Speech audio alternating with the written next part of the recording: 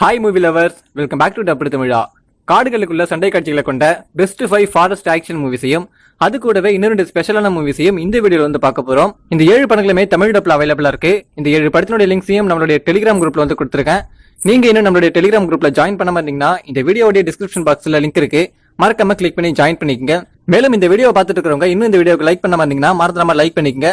அதுக்கு முன்னாடி நம்மளுடைய ஃபேஸ்புக் பேஜை யாராவது ஃபாலோ பண்ண வந்தீங்கன்னா வீடியோக்கு மேல உள்ள ஃபாலோ பட்டனை பிரஸ் பண்ணி ஃபாலோ பண்ணிக்கங்க. ஃபாலோ பண்ண கையோட ஒரு பெல் ஐக்கன் கிரியேட் ஆகும், அதையும் கிளிக் பண்ணி ஆல் வீடியோஸ்ன்றதை கொடுத்துட்டீங்கன்னா நம்ம போடக்கூடிய எல்லா வீடியோவுமே உங்களுக்கு ஆன் டைம் வந்து சேரும்.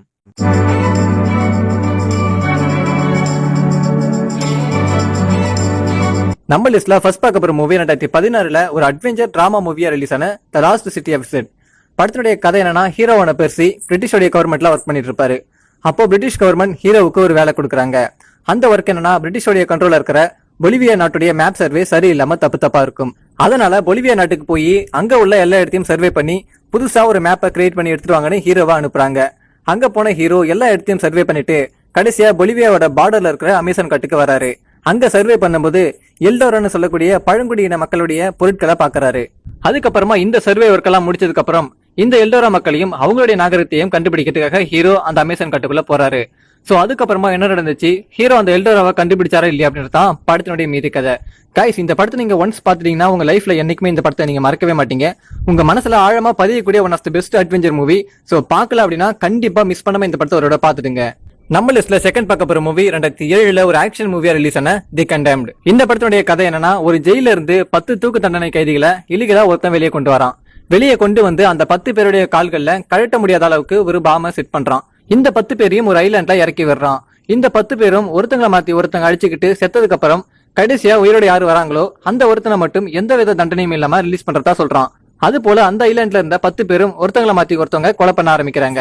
அந்த ஐலாண்ட்ல நடக்கிற எல்லா விஷயங்களையுமே லைவ் டெலிகாஸ்ட்ல எல்லாருமே பாத்துட்டு இருப்பாங்க.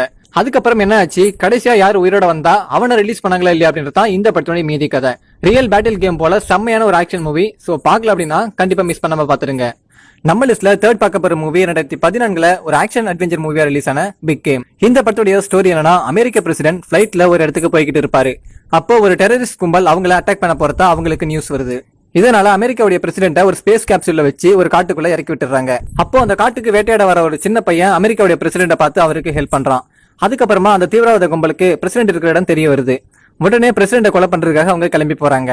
சோ அதுக்கப்புறமா என்ன நடந்துச்சு, பிரசிடென்டும் அந்த சின்ன பையனும் அந்த தீவிரவாத கும்பல இருந்து தப்பிச்சாங்களா இல்லையா அப்படின்றது தான் இந்த படத்தினுடைய மீதி கதை. Different types of action movies நீங்க பாக்கணும்னு நினைச்சீங்கன்னா கண்டிப்பா இந்த படத்தை மிஸ் பண்ணாம ஒரு பாத்துருங்க.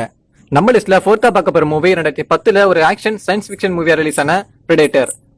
இந்த படத்தினுடைய ஸ்டோரி என்னன்னா, படத்தினுடைய ஹீரோ அண்ட் வெவ்வேறு இடங்கள்ல இருந்து இன்னும் ஒரு சில பேர் ஒன்னா பேராஷூட்ல வேற்று கிரகத்துல இருக்கக்கூடிய ஒரு பெரிய காட்டுல இறங்குறாங்க. அங்க என்ன நடக்குது, அவங்க எப்படி அந்த இடத்துக்கு வந்தாங்கன்னு அவங்களுக்கே தெரியாத ஒரு மர்மமா இருக்கும். அதுக்கப்புறமா எல்லாருமே தங்களை இன்ட்ரோடியூஸ் பண்ணிக்கிட்டு அந்த இடத்தை விட்டு கிளம்பி போறாங்க. அப்போ ஏலியன் மாதிரி வித்தியாசமான ஒரு கிரியேச்சர் அவங்கள அட்டாக் பண்ணுது. அதுல ஒரு சில பேர் அந்த கிரியேச்சரால கொல்லப்படுறாங்க.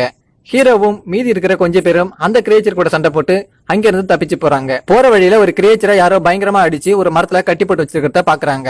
அப்போ அந்த கிரியேச்சர் கிட்ட ஹீரோ, நான் உனக்கு ஹெல்ப் பண்றேன், இங்க இருந்து தப்பிக்க நீ எனக்கு ஹெல்ப் பண்ணுன்னு கேக்குறாரு.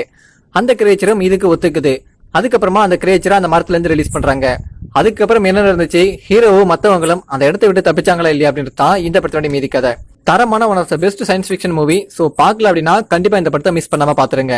நம்ம லிஸ்ட்ல ஃபிஃப்த்தா பார்க்க போற மூவி 2010 ஒரு ஆக்ஷன் அட்வென்ச்சர் மூவியா ரிலீஸ் ஆன தி எக்ஸ்பேண்டபிள். இந்த படத்துடைய ஸ்டோரி என்னன்னா, எக்ஸ்பேண்டபிள்ன்றது காசு கொடுத்தா என்ன பண்ற ஒரு டீம். கவர்மெண்டால முடிக்க முடியாத நிறைய விஷயங்களை இவங்க அசால்ட்டா முடிச்சிருவாங்க. அப்போ இந்த டீமுக்கு ஒரு பெரிய மிஷனை முடிக்க சொல்லி ஆர்டர் வருது. அந்த மிஷனை முடிக்கிறதுக்காக இவங்க எல்லாருமே ஒரு ஐலாண்டுக்கு கிளம்பி போறாங்க. சோ அதுக்கப்புறம் என்ன ஆச்சு, அந்த மிஷனை இவங்க முடிச்சாங்களா இல்லையா அப்படின்றது தான் இந்த படத்தினுடைய மீதி கதை.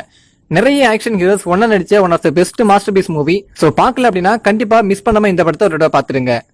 நம்ம லிஸ்ட்ல ஆறாவதா பார்க்க போற மூவி 2017 ஒரு ஆக்ஷன் அட்வென்ச்சர் மூவியா ரிலீஸ் ஆன war for the planet of the apes. இந்த படத்தினுடைய ஸ்டோரி என்னன்னா, மனிதர்களும் ஏப்ஸ் கூட்டமும் ஓரளவு சமாதானத்தோட தனித்தனி இடத்துல வாழ்ந்துகிட்டு இருப்பாங்க. அப்போ அந்த ஏப்ஸ் கூட்டத்துல ஒரே ஒரு குரங்குக்கு மட்டும் மனிதர்களை சுத்தமா பிடிக்கவே பிடிக்காது. இதனால மனிதர்கள் எல்லாரும் திரும்பவும் இங்க வந்து அட்டாக் பண்ணுவாங்கன்னு மத்த ஏப்ஸ் எல்லாம் பயன்படுத்துது.